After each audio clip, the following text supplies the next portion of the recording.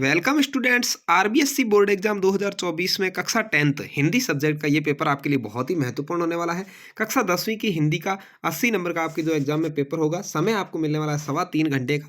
उसके अंदर आप पेपर को कैसे अच्छे से मेंटेन करते हुए करेंगे और किस तरह का आपके क्वेश्चन आएंगे, वो सारी बात इस वीडियो में करने वाले हैं। तो वीडियो को आपको पेशेंस बना करके पूरा देखना है और चैनल पर पहली बार आए तो सब्सक्राइब करके घंटी का निशान दबा देना है, बेल आइकन दबा देना है, जिससे कि आपको चार मैंने स्पेशल पेपर प्रत्येक सब्जेक्ट के बना रखे हैं, वो एग्जाम से ठीक पहले आपको देखने को मिलेंगे। तो चलिए शुरू करते हैं। सबसे पहले आपका आता है खंड अ।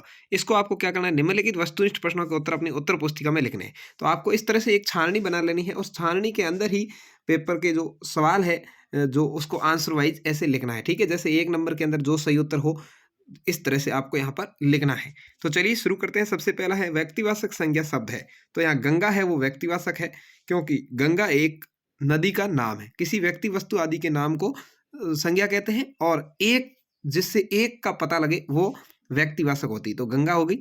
अगला है परोपकारी शब्द में कौन सी संधि है। तो परोपकारी में है पर धन उपकार। कौन सी संधि है भाई, गुण संधि होगी। कौन सी है, गुण। पर प्लस उपकार है, तो उ और अ मिलकर के क्या हो गए, ओ हो गई, तो गुण संधि हो गई। तीसरा है नागार्जुन का मूल नाम क्या था। तो नागार्जुन का मूल नाम वेदनाथ मिश्र था। ब आपका यहाँ पर सही जवाब है। संगतकार का क्या कार्य करता है। संगतकार है वो क्या कार्य करता है, तो वह मुख्य गायक के साथ स्वर मिलाकर उसके स्वर को बल प्रदान करना उसका काम है। संगतकार होता है वो मुख्य गायक के साथ में गाता है और उसकी आवाज को ऊंचा उठाता है। ठीक है। कृष्ण ने किसके माध्यम से गोपियों के पास संदेश भेजा था, तो उद्धव के माध्यम से। द आपका यहाँ पर सही जवाब होगा 5वें क्वेश्चन में।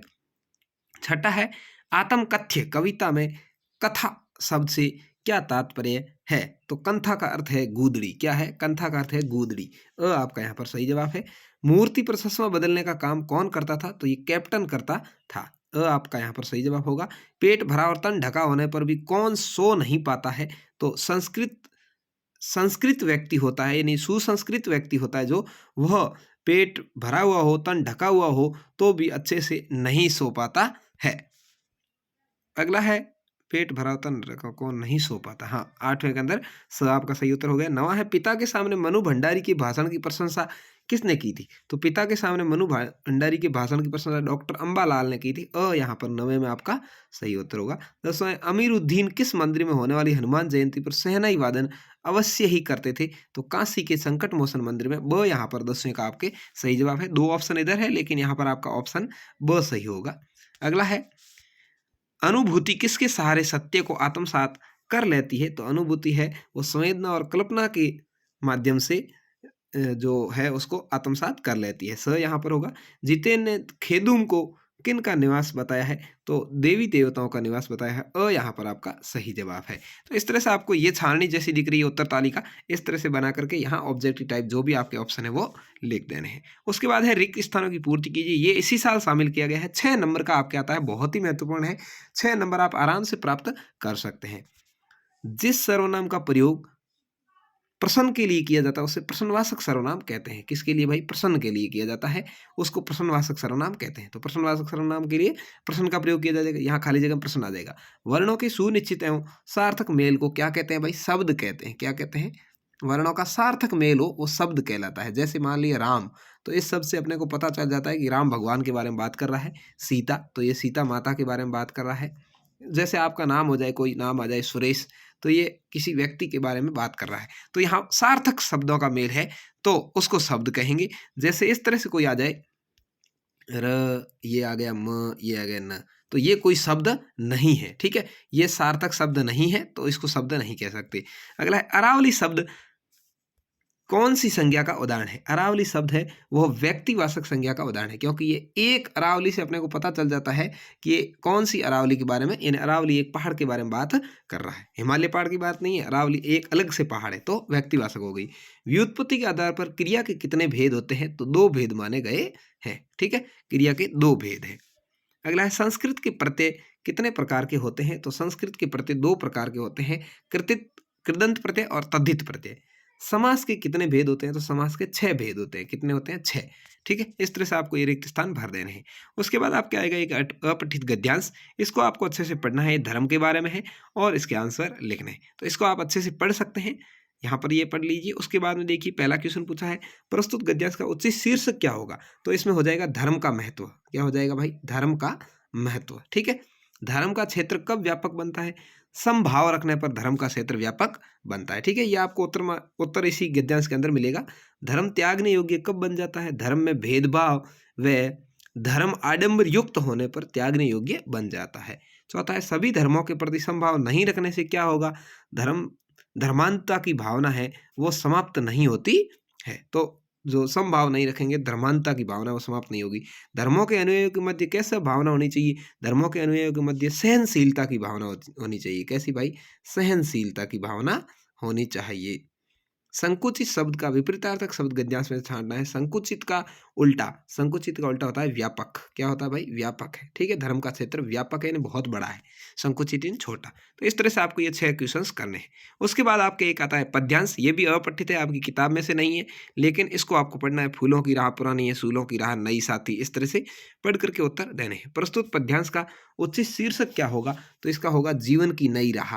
क्या है? जीवन की नई राह, ये इसका उत्तर हो जाएगा।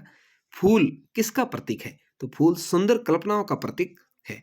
गैल अछूती से क्या तात्पर्य है? जिस मार्ग पर आज तक कोई गया नहीं है, अर्थात कभी कोई चला नहीं है, उसको गैल अछूती कहते हैं। जो लहू सींच कर बढ़ते हैं, किसके लिए कहा गया है? तो पराक्रम से साहस दिखाते हैं, उनके लिए कहा गया, साहसी लोगों के लिए कहा गया है। कूच करना मुहावरे का क्या अर्थ है? कूच करने का अर्थ होता है प्रस्थान करना या रवाना हो जाना। ठीक है। और अगला क्वेश्चन आया है पद्यांश में फूलों का क्या विलोम प्रयुक्त किया गया है? तो फूलों को इसमें कहा गया है सूलों। क्या कहा गया भाई? फूलों का उल्टा क्या है? सूलों। सूलों कहते हैं जो माना कि सूल वगैरह होती है ना, जो कांटे, उनको। ठीक है। तो ये फूल का उल्टा हो जाएगा विलोम शब्द। अब आगे आता है आपके खंड ब। यहाँ पर 14 नंबर के आपके क्वेश्चन, 7 क्वेश्चन 2-2 नंबर वाले आते हैं। उनको आप अच्छे से कैसे कर सकते हैं? देखिए, लेखक ने सेकंड क्लास का रेल टिकट लेने का क्या कारण बताया? लखनवी अंदाज के अध्याय पर इसको लिखना है। तो आपको इसको करना है। आप इसको प्रश्न पढ़ लीजिए। उत्तरमाला मैं वीडियो के अंत में बता दूंगा, जहां से आप इसके उत्तर देख सकते हैं।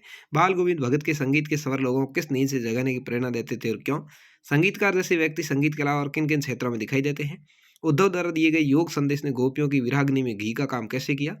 साना साना हाथ जोड़ी यात्रा वृत्तांत के आधार पर स्पष्ट करें कि कटाव हिंदुस्तान का स्विट्जरलैंड है। मैं क्यों लिखता हूँ पाठ में लेखक ने अपने विज्ञान के ज्ञान के बारे में क्या बतलाया है? और मन वृंदावन होना मुहावरे का अर्थ बताते हुए वाक्य में। मन वृंदावन होने का अर्थ होता है खुश होना। यात्रा के दौरान पहाड़ों पर गिरी बर्फ देखकर मेरा मन वृंदावन हो गया। तो इस तरह से आपको इसका वाक्य में प्रयोग करना है। अब खंड स, यहाँ पर आपके ये जो गद्यांश आया है, इसमें से ही क्वेश्चंस पूछे हैं 4। इनका आंसर आपको इसमें से देना है। आप चाहे तो अथवा वाला गद्यांश भी कर सकते हैं। यहाँ पर ये न्यूटन के बारे में है और यहाँ पर इसके जो सवाल पूछे हैं, दोनों में से कोई एक गद्यांश के क्वेश्चन आपको करने। फिर ये एक पठित पद्यांश आता है जो आप किताब में से आता है 4 नंबर का। आप इस पद्यांश को पढ़ करके इन 4 के उत्तर दे सकते हैं, अथवा आप इस पद्यांश को पढ़ करके धन्य तुम धन्य माँ तुम्हारी धन्य, इसको पढ़ के इनके उत्तर दे सकते हैं। अगला है बिस्मिल्लाह खां का व्यक्तित्व बाह्य आडंबर और दिखावे से मुक्त था, समझाइए। या बाह्य भौतिक संस्कृति आंतरिक सहज संस्कृति में अंतर, अथवा में दोनों में से कोई एक आप कर सकते हैं। 15 भी दोनों में से कोई एक आपको करना है। क्वेश्चन नंबर 16 खंड द में 4 नंबर का है, दोनों में से कोई एक करना है। क्वेश्चन नंबर 17 है, ये भी दोनों में से कोई एक आपको करना है। क्वेश्चन नंबर 18 के अंदर 6 नंबर का आएगा। पहली बात तो ये है कि बहुत ही अच्छे नंबर का है, 6 नंबर का। और यहाँ पर चारों में से कोई एक आपको करना है। निबंध लिखना है 300 शब्दों में। कंप्यूटर के बढ़ते कदम और प्रभाव, या समय का सदुपयोग, या त्यौहार जन मंगल के आधार, या मेरे आदरणीय गुरुजी, इनमें से ये पॉइंट लेते हुए आपको लिखना है। आगे बढ़ेंगे। अगला क्वेश्चन है स्वयं को शास्त्री नगर का सुधांशु मान कर अपने छोटे भाई को धूम्रपान और नशे की लत से दूर रहने की समझाइश देते हुए एक पत्र लिखना है।